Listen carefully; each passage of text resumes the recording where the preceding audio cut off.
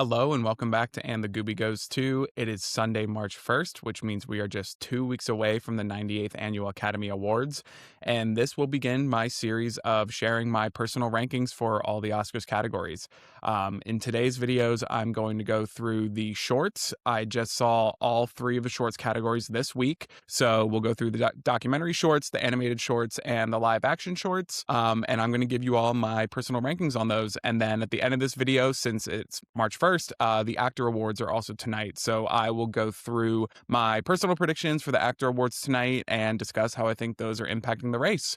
But yeah, throughout the next couple of weeks, I will have lots of videos coming out for most of the different categories for my personal rankings before you all get my final Oscar predictions for the ceremony on March 15th, which I will publish sometime late next week. So let's get into it, starting off with documentary shorts. So starting off with a disclaimer for documentary shorts and honestly the documentaries in general, this is what I'm looking for when I think of what is an Oscar-worthy piece of documentary film, whether it's a short film or a full-length feature documentary. For me, I want to be learning something. I want to see some sort of call to action, and or I want to see something touching on a crucial issue happening within the global atmosphere. Not to say that there aren't documentaries about personal stories or,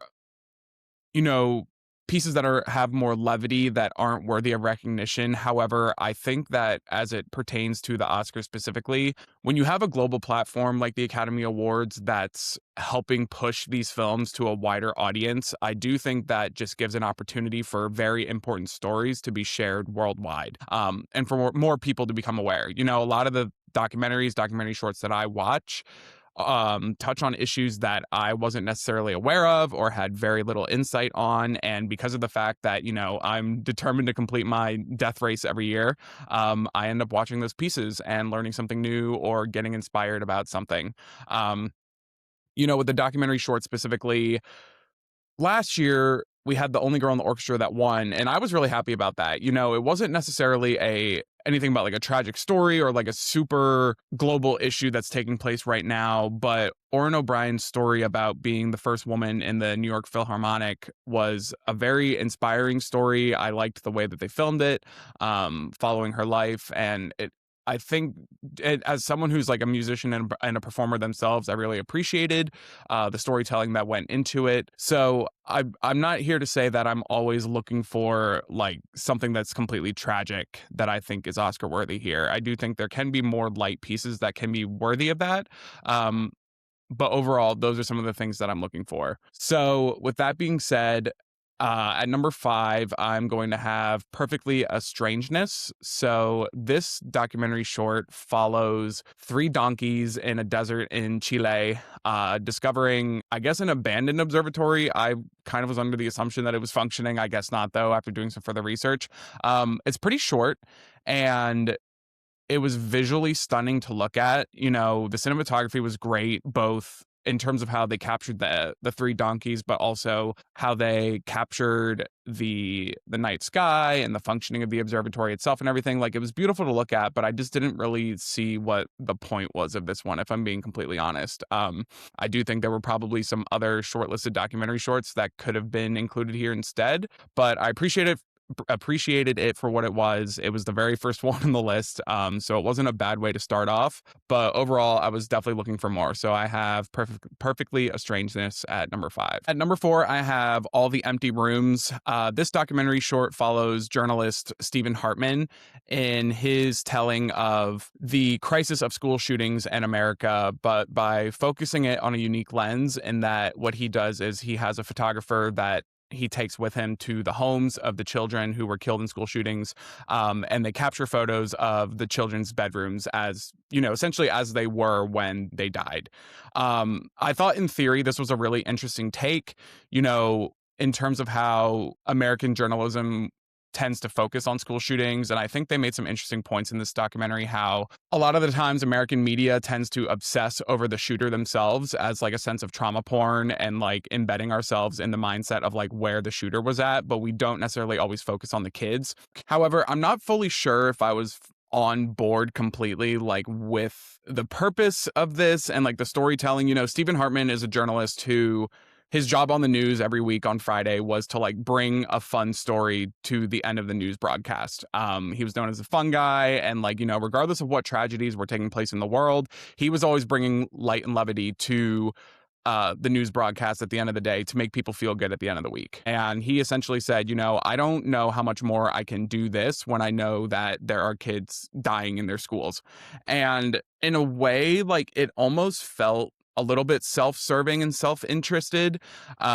He does kind of ask the parents straight up, which I appreciated. He says, I want to know what you think you're going to get out of this, because I don't want to just invade your space and your privacy and bring up this past trauma for you if you don't think you're going to get anything out of it. Um, an issue I had overall was that I couldn't help but think that a lot of these scenarios had to have been staged, at least in some way. They're going to these bedrooms and capturing these pictures, but and the photos turn out great, and I think they really capture a good story about who these kids were and, the loss of what they could have been in their life because of these school shootings. But part of me was just the whole time like, how much sprucing up did these parents do before the photographers came? How much staging did Steven and the photographer do to make sure they were getting the perfect shot they wanted? So there was a slight sense of inauthenticity there that kind of bothered me, where I couldn't fully trust and believe that, they were photographing the most authentic moment possible. So I think that's where that one lost me a little bit. Again, I think it's a very fascinating take on this crisis.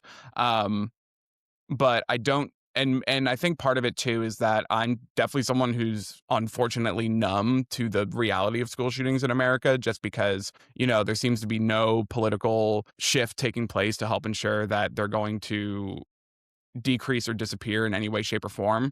And so I didn't feel like I learned anything new. I just feel like it was like, okay, here's just like another way that we're exploring this big problem, but I don't necessarily see how this is going to help turn the tides in any way. So for that reason, I have at number 4, All the Empty Rooms. At number 3, I have Children No More, Were and Are Gone. So this documentary short follows a group of leftist Israeli liberals in Israel who are protesting the invasion of Palestine and Gaza, and the sending of Israeli soldiers over there, and just the invasion overall in general. So, obviously a very topical subject matter in today's global environment. And I thought it was interesting to see, a perspective where, rather than it being, Israel versus Palestine specifically, it was, okay, this specific group of people in Israel who oppose this as well. And, what are they facing because of the fact that they're opposing this so vocally? So what these protest groups do is that they print out big life-size photos of all the Palestinian children who are killed because of the Israeli invasion. And they do silent protests, and essentially, Children No More, Were and Are Gone. The whole like Were and Are Gone is a constant phrase that's used, and it's put on every poster to show that, this child was 6, 8, 9, 2, under the age of 1, and showing that like they don't have any more life anymore because of what our nation is doing to Palestine. With this one, I really liked in theory what point of view this had, but again, kind of similar to All the Empty Rooms, like some of this felt a little self-fulfilling in a way where, at least in the footage they were capturing, a lot of these protesters it seemed like their intentions were very much like the optics of their message being more important than like the actual message itself. At times at least. Now, what I will say about this one, though, what was really interesting is at the end, they show one of the large live protests that they do, and it shows just how deep of a conflict just internally within Israel this issue is as well. A lot of passerbys and a lot of other Israeli citizens walking by getting borderline violent with them, at least very vocally aggressive, showing their disdain, saying, how can you support these children when we have our own hostages still being held in Palestine as well?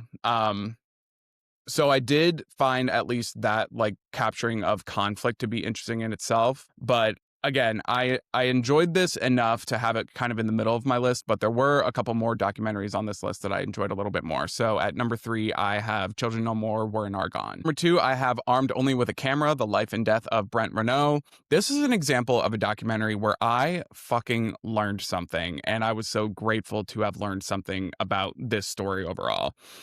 So Brent Renault was an American journalist who was killed in Ukraine back in 2020, I think 2022. It's either 2022 or 2023. Um, Pretty much deliberately, him and a co-journalist were traveling in a vehicle and were intentionally shot at. Brent's cohort surviving the shooting attack, but Brent dying almost instantly from his gunshot wounds that were inflicted on him. And so this story really talks about Brent's brother, Craig, who's another journalist, and was often side by side with him in combat in whatever, terrifying part of the world they were in, capturing footage. Craig going and, recovering Brent's body from Ukraine and gathering, all of this footage that he had. And really just showing how much of an incredible impact that Brent Renault had on American journalism and how much he exposed America to what was going on in the world. The documentary jumps in timeline a lot, like, back all the way to 2001 in the Middle East, in Iraq, kind of showing how American soldiers were brutally just assassinating Middle Eastern citizens for no good reason, really just showing the exposure that Brent was able to give all of us in terms of, the message that we were being sold, especially right post 9/11 to, what was actually going on. But shows a ton of different places that he was, it shows Brent in Haiti immediately after the earthquake. There was some footage of him in Somalia. There was footage of him obviously in the Ukraine and everything. So just a lot of great coverage. The only frustration I maybe had with this one was it felt a little unfocused. I thought it was a great showcase of like how much incredible journalism Brent Renault did in his lifetime and how much he was able to capture. But it did feel a little confusing in terms of what the goal was here. Because I thought it started out with a very clear point of view, killed in the Ukraine, showing that, obviously journalists are supposed to be safeguarded from any sort of political violence while they're reporting. And the documentary short kind of ends talking about how, journalism has now become one of the most dangerous professions in the world because of the fact that journalists are being killed while they're capturing footage. But again, I was very admirable of the footage that was shown and learning so much about who this person was. Frankly, I had no idea who Brent Renault really was prior to this documentary short. And I was definitely very grateful to learn something new. So for that reason, I have Armed Only with a Camera, The Life and Death of Brent Renault at my number 2 spot. And now, if I were handed an Oscar voting ballot right now in this moment, my vote for Best Documentary Short Film would be The Devil is Busy. The Devil is Busy follows a women's health clinic in Georgia, specifically from the point of view of the security guard who manages the entire facility and has to tackle a lot of different hurdles and challenges with regards to making sure that both the patients and staff at this facility are safe at all times. It starts off showing her arriving at 5:30 in the morning, all of the steps required to make sure that they can open, verifying that nobody has stowed themselves away inside overnight to plan an attack first thing in the morning, preparing for the daily dose of protesters who show up every day to cause hell, ensuring that the patient's anonymity and privacy is protected, how they handle parking logistics, arrival logistics, processing them through the clinic. And that's just getting people there safely, let alone the fact that this really follows the fact that Georgia is facing a 6-week abortion ban. And it transitioned into this story about how there are women who travel either several hours within Georgia from adjoining states like Tennessee, Alabama, and are coming here to receive care and might be turned away because it might become known that they are past 6 weeks, or there might be too much fetal heartbeat noticeable within their sonogram to allow them to have an abortion. And so it's very vulnerable, very overt, which I really appreciated about this one. They show the front desk clerk who receives all the phone calls for patients who would like to come to the clinic, receiving calls, and they're talking through, their last day of their last period that they had and how far they think they are along because of that. She literally says to somebody, unfortunately, you're at 6 weeks in a day, so we can't take you, but here are these places. Your best bet might be in Florida to go somewhere there. They have somebody who comes into the clinic and she's, kind of panicking during her sonogram 'cause she has no idea if the fetal heartbeat is going to show up or not. And the sense of relief, both for her and the doctor, when they basically say, okay, you're underdeveloped to the point where we can continue with this procedure today. And it's kind of incredible to see how much relief that's able to cause for people. And they even go so far to show an actual abortion taking place live.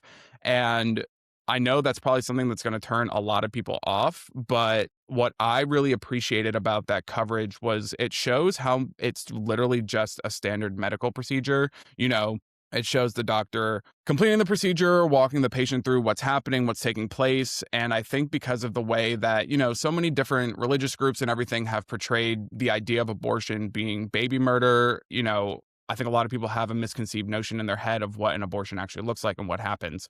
And so the fact that they show the entire procedure take place in, just a few minutes is kind of incredible in the sense that it desensitizes the fact that it's just a medical procedure that women should have the right to have done should they choose to do so. Obviously my political beliefs aside, I just really was astounded by the point of view that this took, especially, focusing in on the security guard manager specifically and the type of day that she has to go through in order to make sure that this place can operate safely and effectively. And yeah, so I very, very much enjoyed The Devil's Busy. That would 100% be my vote for Best Documentary Short Film. All right, next up, we will talk animated shorts. So just a little spiel on what I'm looking for with animated shorts and my preference. I'm pretty open. I think out of all three of the short categories, I think I'm the most open-minded and willing to be swayed when it comes to animated films. I can be pulled to vote for something that's rated G all the way to something that's like rated NA. I think animation allows for so many different unique styles of storytelling and, different themes, different topics that can appeal to any and all ages, a wide range, just kids, just adults. I think there's so much opportunity there. And, with animation specifically too, there's so many different styles that you can go through. You can go, hand drawn, painted, claymation, stop motion. And the fact that, I think as opposed to a feature length film where some of those animation styles would take so much resource, so much time, so much money, a short film allows some of these artists with maybe fewer resources to put their talent out there on this scale. So I'm always very excited for the animated shorts. And with that, let's jump right in. So at number 5, I have The Girl Who Cried Pearls. So this animated short follows this grandfather telling his granddaughter the story of his impoverished life in Montreal. She finds this box with a pearl in it, and he's like, okay, let me tell you about how I came to receive this pearl. So we flash back to Montreal, where the grandfather is living on the street, living in abandoned apartments wherever he can find them.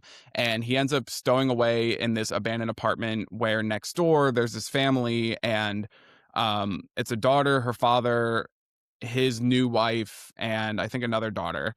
And so the main daughter, the stepmother hates her. It's very abusive to like her and the father. And she basically spends every night crying herself to sleep. But when she cries, her tears turn into pearls and she stows them away in the wall. And the boy discovers this and, he ends up taking a couple of them and taking them over to the pawn shop. He doesn't really know what they are. He doesn't know what pearls are, what their value is. But he takes them to a pawn shop where the pawn shop runner is basically like, what the fuck? Where did you get these? How did you obtain them? They got to be fake. He takes them to a jeweler who's like, these are the most real they could possibly be. So the pawn shop guy is like, look, kid, like, keep bringing more. We'll get you so much money. And so, follows this boy having this kind of emotional crisis where he's like, well, okay, in order for me to obtain these, this girl has to not be happy. And I think I'm falling in love with her. And so I get really sad at the idea of her being sad. So he kind of says he's not going to do it anymore, but then the family flees. And so he's left there alone and heartbroken. And then he's like, oh, I wonder what's in the wall. So, he rips the wall open and dozens upon dozens of pearls come out. So he boxes them up, takes them to the pawn shop. The guy's like, I'll give you hundreds of dollars right now for these and everything. So they make the swap. And then it comes out to be like, there's a crate that falls from the nearby harbor, and what looks like a bunch of pearls explode out of it, and the guy's like, "Oh, those aren't pearls, they're this new thing from Japan, they're called plastic." And so it kind of ends with that, where you're like, "So wait, these were fake the whole time?" And then the girl, goes back to the live in Lifetime, and the girl's like, "So wait, was the girl even real?" And the grandfather, like, doesn't answer the question, and you're kinda left being like, "What the fuck?" So I know I kinda just summarized the entire thing, but I feel like I had to kinda show my frustration about it, because I was really irritated with the ending. And overall too, this animation style is very freaky, very psychedelic. It's a stop motion animation film, that looks like Tim Burton style on crack, kinda. Like, if I were on shrooms watching this short film, I would probably, like, go run into traffic because 'cause I'd be so horrified. And so I can admire, like, the style that they took, because I think just the very macabre animation style with the very sad story works in a sense, but it just didn't work for me.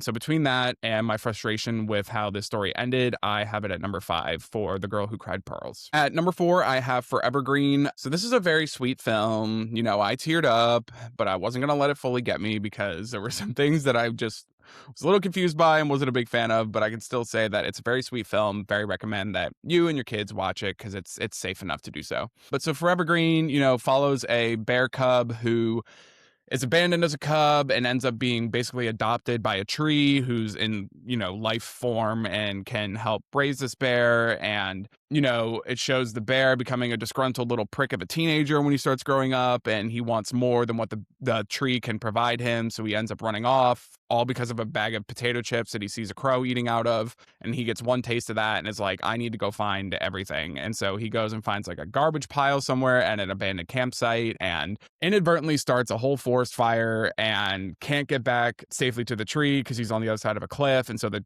tree breaks itself off the roots and bridges itself across to help the bear, but then the tree catches fire, so the bear has to get across, but then the tree burns down and falls and dies, and it's just like, what the fuck are we doing? Um, and then after all that, the bear finds a seedling at the tree, just replants it and grows a new tree, and then brings his family there, and everybody lives happily ever after. And so, it was very sweet in a sense. The animation style was kind of cool. I'm wondering like if there's a name for what it was. Let's see. It looks like a Pixar film kinda, but it almost looked like it was made like it almost looks stop motion, but not quite. It almost looks like it was made with Legos, kinda. I don't know how to explain that. I think because of how the tree was made and designed. Um, but, so it was enjoyable enough, but I was kind of thrown off about the fact of like, so are we saying that if you make a grave mistake at some point in your life, you can just completely start over as if nothing ever happened? Because that's kind of what I was seeing from it. Like this little piece of shit of a teenage bear was like, I'm not happy, so I'm going to go get more. And then my tree dad is going to kill itself to save me, but I can just grow another one. I just think that's kind of a weird theme and takeaway to have, and maybe that's just completely the wrong take on my end. I don't know, but that's what I got from it.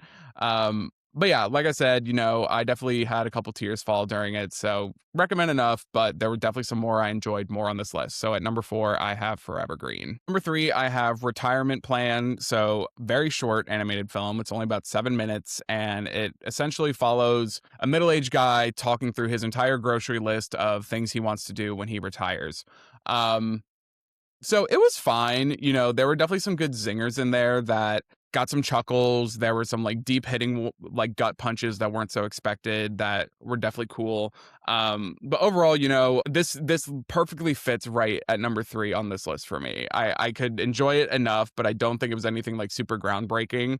I think a lot more people enjoyed this more than I did. I don't know. Maybe I haven't reached that point yet of like an age crisis to be like, oh my God, this is, because that's really what this film is about. It's about, do you wait to do everything you want to do for when you retire? And, the story is basically saying, no, you should start doing it now, because look at all these things. And then with your age and your older body, maybe you can't do all these things. So why wait? But yeah, so I thought it was simple enough that like it wasn't anything super groundbreaking for me.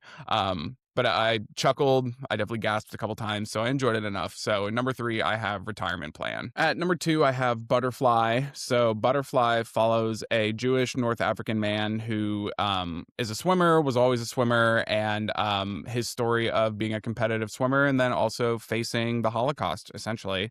Um, he it flashes back to his time as a boy being afraid of the water, and then as soon as he gets urged in, he is just such like a natural taker to swimming overall, and then just starts competitively swimming, eventually ends up at the Olympics, but then it transitions to Jewish people being removed from performing at the Olympics, and then him and his wife and his child being captured by the Nazis and taken to Auschwitz.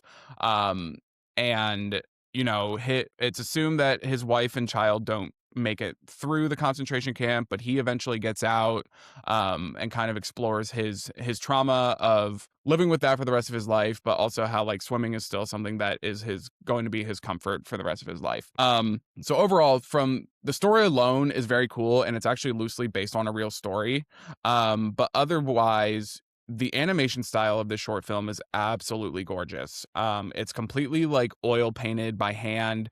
The transitions are just so stunning, and I think like the bright colors, the smoothness of it and everything is such a fascinating dichotomy to like how tragic of a story this is, that it really was very incredible to me, at least. I thought this was absolutely stunning. I enjoyed it very much. And so at number 2, I have Butterfly. And at number 1, if I were handed an Oscars ballot and told to vote for this category, I would vote for The Three Sisters for Best Animated Short Film. So this one's interesting, because it's definitely one of like the lightest and not so serious ones of the list. It was the first one played like in our series when I saw all the animated shorts the other night.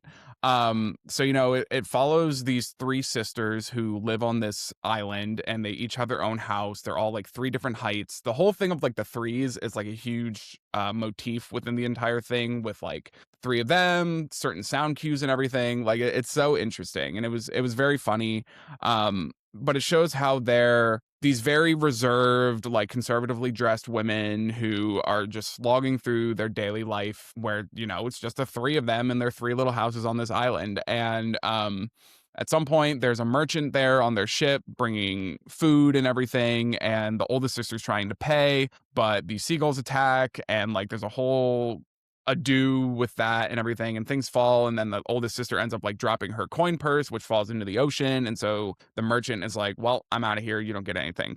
And so they end up putting up one of the houses for rent. The 2 younger sisters move in together, and then there's this big burly sailor who shows up to rent out this house that's up for lease. And it goes into each of the sisters trying to find their own way to like woo and win him. They start taking their head coverings off and everything, and you see that they each have these like very elaborate hairstyles. Like one has like very curly red hair, one has like a blonde bob, the oldest sister has like a brunette bob, and the other one's blonde and everything. And the way they start to dress, you start to see like their very distinct personalities and the way that they're trying to win over this sailor. And they each earn a memento from him. Like the oldest sister gets his pipe, the one sister gets his sailor's cap, the one gets a flower from him. You know, Eventually the sailor leaves, like kind of without a moment's notice, and the sisters are all like, well, damn, that was fun while it lasted. And then it shows them, back in their regular routine and dress and everything. And at the very end, a boat shows up with like 3 brothers who are all different sizes and everything. So it got a lot of chuckles out of me. I thought it was a great way to open up the animated short series. Um, and yeah, I was really torn between this and Butterfly. I don't know, something I just really enjoyed this. It's hand drawn, it's not an impressive animation style, but I thought it fit the tone of the story really well. And I just really liked it. So my personal winner for this category would be The Three Sisters. And we'll wrap it up with the live action shorts. Not too much to preface here, I never know what to expect from the live action shorts, especially with what the Academy nominates. it's harder since, you're hiring like a full cast and crew. How much story are they going to try and envelop here? How much characterization are they going to try and capture? So never know what to expect. I always just try and go into these with an open mind. So with that said, at number 5, I have Butcher Stain. So Butcher Stain follows an Arab butcher who works at a uh, grocery store in Israel as a butcher there. And essentially, the main conflict is that the store manager has a series of posters of the different Israeli hostages who have been captured and everything, and like kind of like a notification and like a help needed like sort of thing to help make sure that they get brought home safely. And to her knowledge, somebody keeps tearing down these posters, and everybody is assuming that it's the butcher since he's Arab.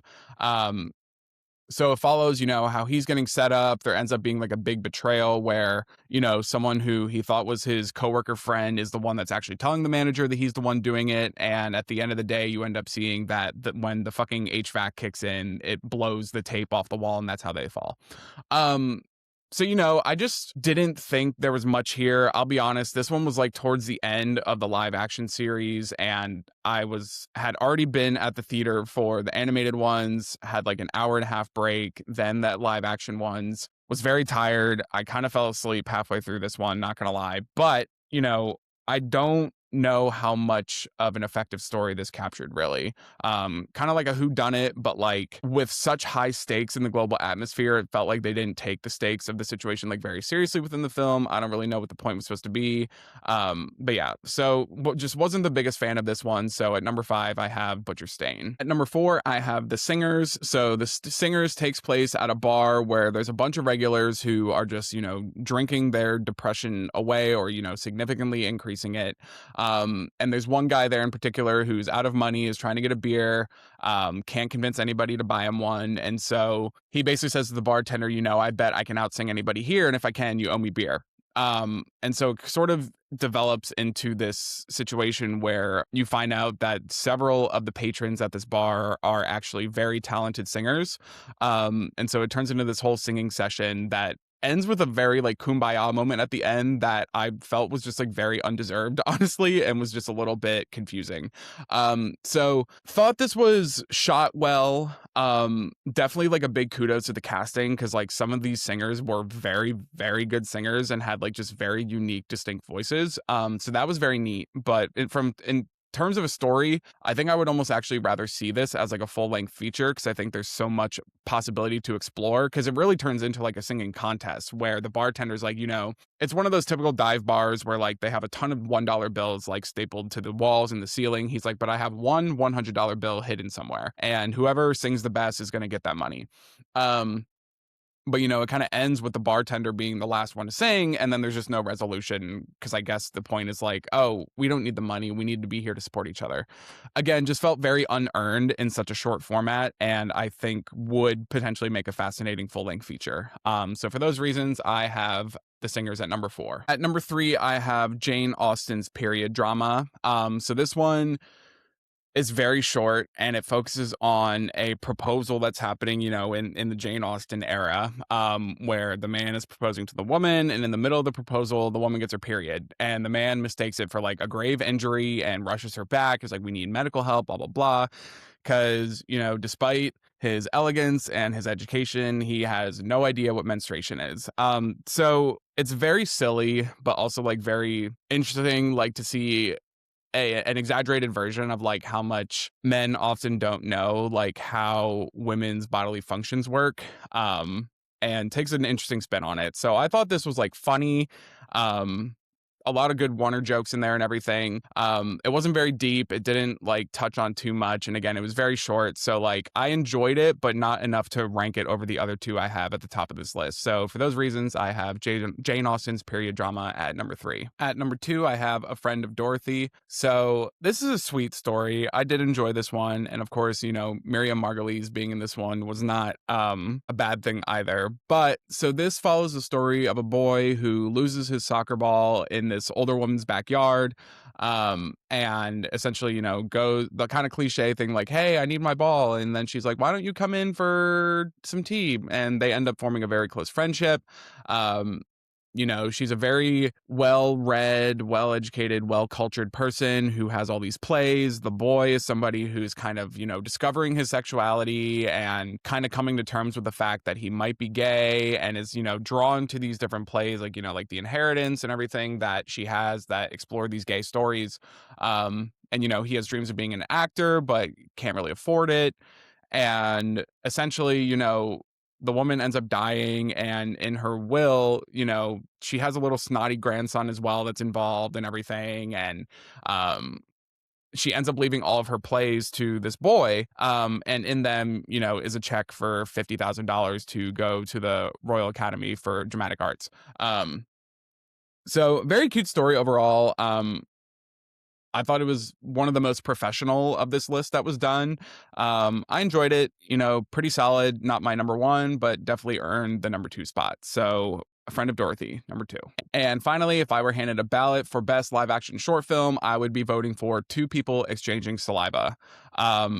This is one of like the coolest short films I think I've ever seen, honestly, and captured so much in like such a short format. So this story follows a dystopian world where kissing is punishable by death. And so it's French. It takes place in France.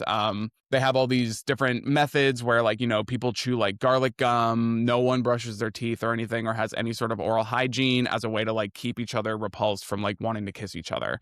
They have people who check your breath at work to make sure it's not too good, and that you're a potential like temptation risk and everything. And so it follows this younger woman who's about 25 years old, who works at a high-end fashion store. And there's this other woman who comes in frequently, is a big spender. And so the younger woman really ends up falling in love with this middle-aged woman who comes in frequently.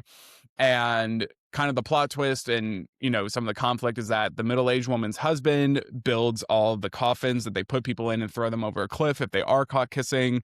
And so there's like a lot of just elements here working well in each other's favor.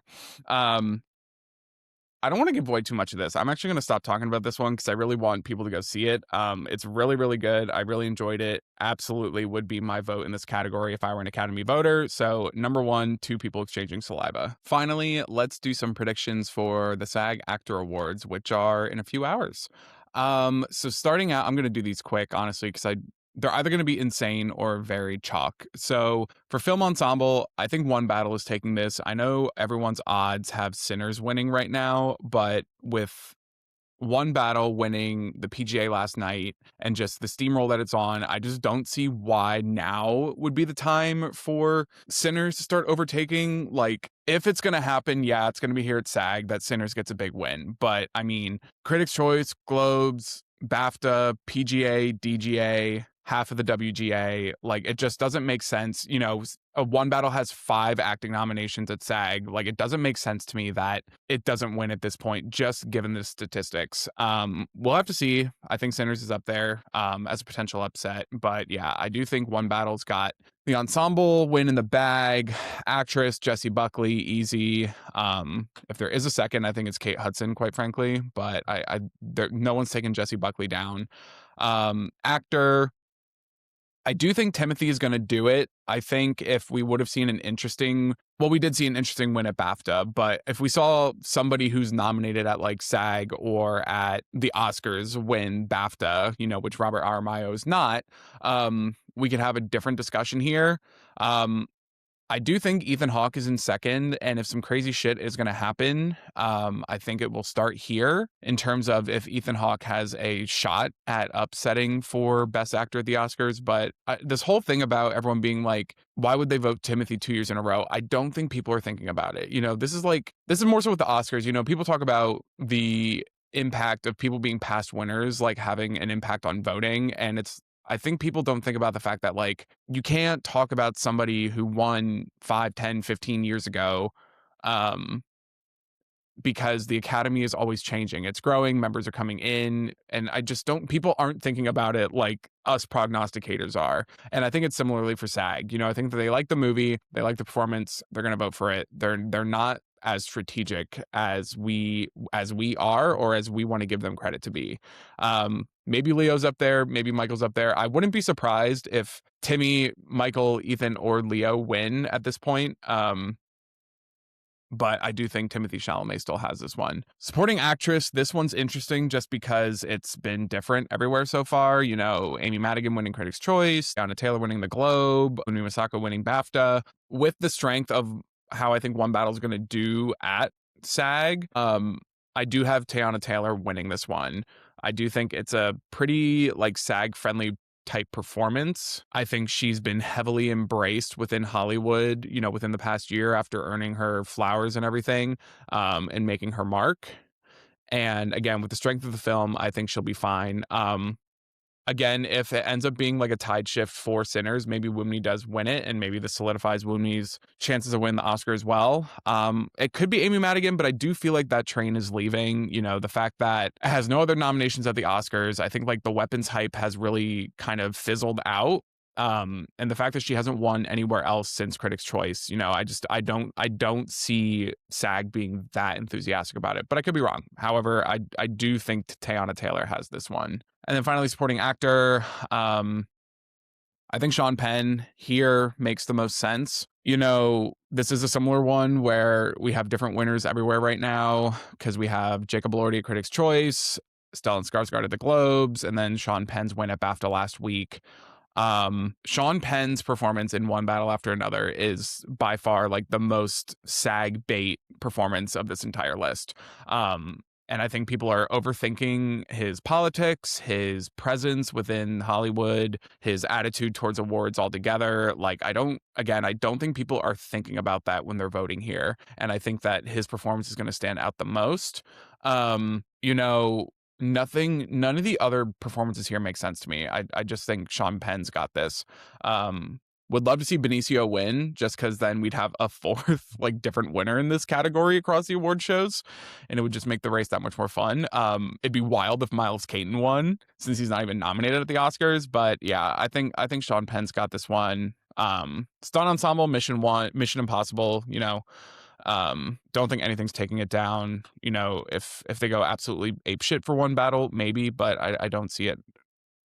Mission Impossible getting lost out there. TV side, the studio's got comedy ensembles so easily, like it's not even funny. Comedy actress, so I know a lot of people have switched to Catherine O'Hara given her recent passing. I'm curious to see if this is going to happen or not. I don't know how, you know, we've seen before that posthumous awards aren't a given just because the person was beloved and recently died. You know, looking back to Chadwick Boseman at the Oscars in 2021. I do think Jean Smart still has this. I think she's kind of like an easy, consistent vote within this category because she's so strong. I think maybe if Catherine O'Hara was like a more prominent lead presence in the studio, that you could make the argument that her passing like impacts the vote a little bit too. But frankly, I just think Jean Smart is too strong to overcome. Comedy actor, though, I think it's easily Seth Rogen for the studio. Drama ensemble, The Pit, easy. Drama actress, Ray Seahorn, so happy that Ray's finally having her moment. Drama actor, Noah Wiley, of course, for The Pit, no question there. TV limited or movie actress, so I am going against the grain here. Everyone's got Erin Doherty for Adolescence. I think the Adolescence is finally coming off a little bit, and I am predicting that Michelle Williams is going to win here. I'm scrolling because I thought Michelle just won something big recently. Let's see. Yeah, she won for Dying for Sex. Granted, you know, Erin Doherty was not in that category. But you know, so people have Sarah Snook over Michelle Williams here, but Michelle beat Sarah at the Globes. And I do think, you know, Michelle's performance is so strong in that series. I really wish it would have gotten more recognition. I really loved that show. Maybe I'm wrong. You know, maybe the Adolescence train is just going to, this is its final stop. Yeah, this is its final stop for the awards circuit, which is just so crazy because it's been so long that we've been seeing Adolescence win everything for limited series. But yeah, predicting a bit of an upset here with Michelle Williams taking actress. And then for actor, though, I do think this is Owen Cooper for sure, just because he's just consistently the shining star winner of that series. And then for Stunt Ensemble, I got Andor. So quick overview of SAG Actor Awards. Yeah, like I said, I will be continuing to record my personal rankings videos through most of the categories. I am working through my death race still.